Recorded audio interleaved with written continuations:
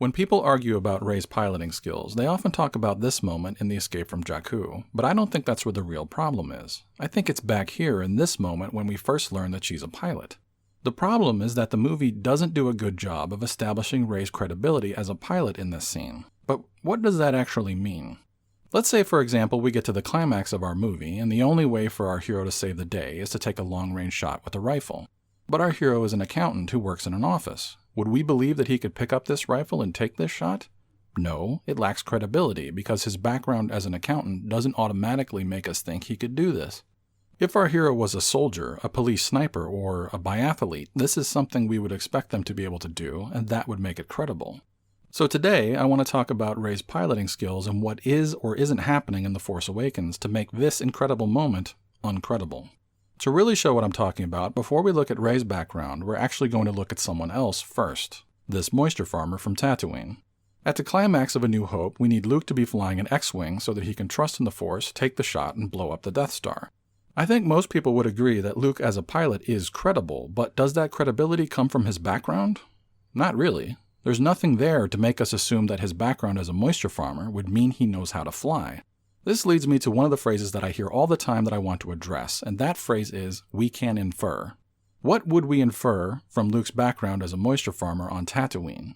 Well, obviously he would know how to farm moisture, and maybe have some knowledge of the local terrain, and probably know how to survive in a desert environment. But you wouldn't infer that moisture farmer equals pilot. However, he is a pilot, so we infer that somehow he learned how to do it. But in that case, we are inferring from the skill and not from his background, which means his background is not where his credibility as a pilot comes from. Let's go back to our accountant example for a moment. His background doesn't preclude him from being able to take a shot like that, but it isn't something we would naturally conclude that he could do. Likewise, there's nothing in Luke's background to say that he couldn't be a pilot, but there's nothing there to make us automatically assume that he would be a pilot. What about this guy? I'm a person, and my name is Anakin. Near the climax of The Phantom Menace, we need him to be at the controls of a Naboo starfighter so that he can blow up the droid command ship. Does his background as a slave working in a junk shop make this believable? Well, he is also an exceptional pod racer with Jedi reflexes, who can handle complex machinery in a stressful situation.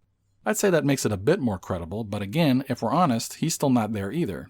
Finally, we get to Rey. Just like her predecessors, Rey lives in a desert. Here she ekes out a meager existence by scavenging parts from the wrecks of Star Destroyers. Just like Luke and Anakin, her credibility as a pilot does not come from her background. As a scavenger, we could infer a number of skills, but pilot is not automatically one of them.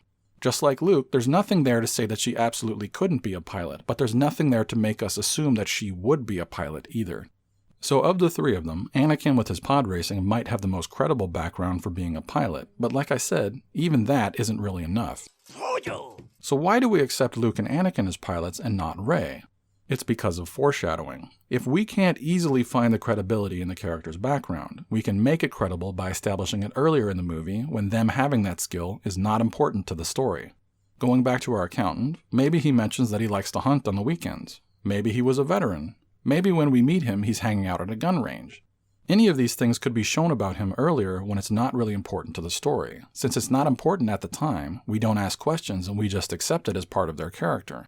For example, near the end of Jurassic Park, we need John Hammond's granddaughter Lex to navigate the park's complex computer system in order to lock the doors and keep the raptors out.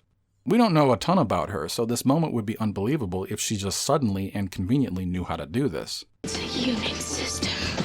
I know this. This is why we have this moment at the beginning of the tour. It's an interactive CD-ROM. Look, see? You just touch the right part of the screen and it talks about whatever you want. And this moment later. Just sit in a room and never come out and play on your computer. I'm a hacker. That's what I said. You're a nerd.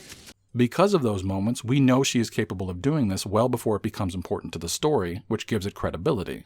The same thing happens with Jeff Goldblum's daughter in Jurassic Park 2. To save her dad from the raptors, she needs to do some gymnastics moves and yeet the raptor through the window. This is why at the beginning of the movie, we learn that she was cut from the gymnastics team. This scene is still ridiculous, but because of that earlier moment, it's credible. This is why we get these lines in A New Hope. I understand you've become quite a good pilot yourself. But who's gonna fly it, kid? You? You bet I could. I'm not such a bad pilot myself. We don't have to sit here and listen. That's impossible, even for a computer. But it's not impossible. I used to bullseye womp rats in my T-16 back home. They're not much bigger than T-meters. You sure you can handle this ship? Sir, Luke is the best bush pilot in the Outer Rim territories. The scene with Obi-Wan happens more than an hour before it becomes important that Luke is a pilot. If these lines weren't in there, Luke suddenly and conveniently being a pilot for the Death Star attack wouldn't be credible, and cinematic history might not have been made. So what about Anakin? Well, there are two important things that happen in addition to the pod racing. The first is this scene in the cockpit of the Nubian. Those are the forward stabilizers. And those two control the pitch. You catch on pretty quick. We already know that he can operate complex machinery, and now he has a basic understanding of flight controls. Is that enough? To me, still no, and I guess George felt the same, because Anakin doesn't fly the starfighter up into space. All he does is turn it on and shoot the guns. It's the autopilot that takes him up into space. Now once he's up here, Anakin does take control and blows up the command ship. You may or may not find this believable, but my point is that we have pod racing, the explanation, and the autopilot which attempt to make Anakin's piloting ability more credible. Now this is pod racing. All of that in mind, let's go back to Rey. Just like her predecessors, her piloting ability is not automatically justified in her background. But again, like Luke and Anakin, we can get around this if we learn she can do it when it's not important. So when do we learn about it? We need a pilot! We've got one! This is the difference between Rey, Luke, and Anakin. We don't know she can do this until it's extremely important to the story that she can. It's the solution to their current obstacle. Just like I said in my video on force healing, this is why it feels like Baby Yoda unfairly gets a pass and Rey doesn't. It was suggested that Baby Yoda could force heal 5 episodes before he actually did. We didn't know Rey could force heal until it was important to the story. To show this at work, I want to look at some moments in The Force Awakens where I think, based on the criteria of background or foreshadowing, Rey does have credibility. What is the most important thing Rey does during the attack on Starkiller Base? If you answered, opening a door for Han and Chewie, good job, you've earned 5 bold points. She's never been to Starkiller Base before. What makes it credible that she can do this? Well, this shot is almost exactly the same as this shot where we first met her. We know that she has mechanical skills and would be at least somewhat familiar with anything based on Imperial technology. From her background and what we saw her do earlier, this is credible. The same thing is true when she's climbing around Starkiller Base. She's demonstrating skills we would expect her to have based on her background and what we've already seen her do when it wasn't important. But let's briefly look at another moment that people like to argue about where you can kind of see this at work. And that moment is the climax of the movie when Rey defeats Kylo in the woods. Is her ability to hold her own against Kylo in this fight credible? Can we see that in her background? Well, she does carry around a staff, and she did grow up in what appears to be a fairly hostile environment, so there's some credibility there. But like Anakin, that might not be enough, which is why we get this scene, where we are clearly shown that she can handle herself in a fight. We don't ask for details on how Rey learned to fight, because we can see that in her background and because it happens when it's not important, so it just becomes part of her character. Now, we can still argue about how the Force is used here, Kylo's injuries, Rey's lightsaber skills, and whether that's credible, but this earlier scene exists to lend credibility to this scene at the end. If you found Rey winning this fight credible, this is part of the reason why. Now, something I just said relates to the other phrase I hear all the time that I've touched on before, but I want to address again. And that phrase is, we don't need every detail explained.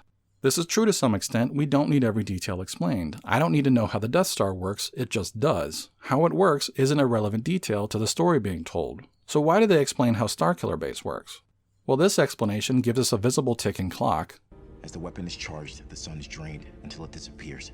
And tells us how it can be destroyed. In order for that amount of power to be contained, that base has to have some kind of thermal oscillator. Telling us what is actually happening here isn't important to the story and doesn't need to be explained. Where did Rey learn to fight with a staff? Not an important detail because that ability is credible. How did Rey learn to speak Wookiee, and how did she learn to be a pilot? Are these details important? After all, we're never told how Luke learned to be a pilot.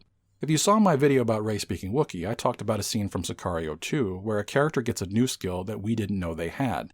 Since we didn't know they had this skill, and now that skill is important to the situation, we need the detail on how or why they have this skill for it to be credible. In this scene from Sicario 2, we get this detail, so it is credible. Just like Luke and Anakin, Rey's piloting abilities aren't automatically justified in her background, but she doesn't get the opportunity to let us know she can do this until it becomes important that she can. Because she doesn't meet either of these criteria, just like Sicario 2, it becomes an important detail that needs to be explained to regain that credibility. As usual, I'm going to make a suggestion for how this could have been done differently.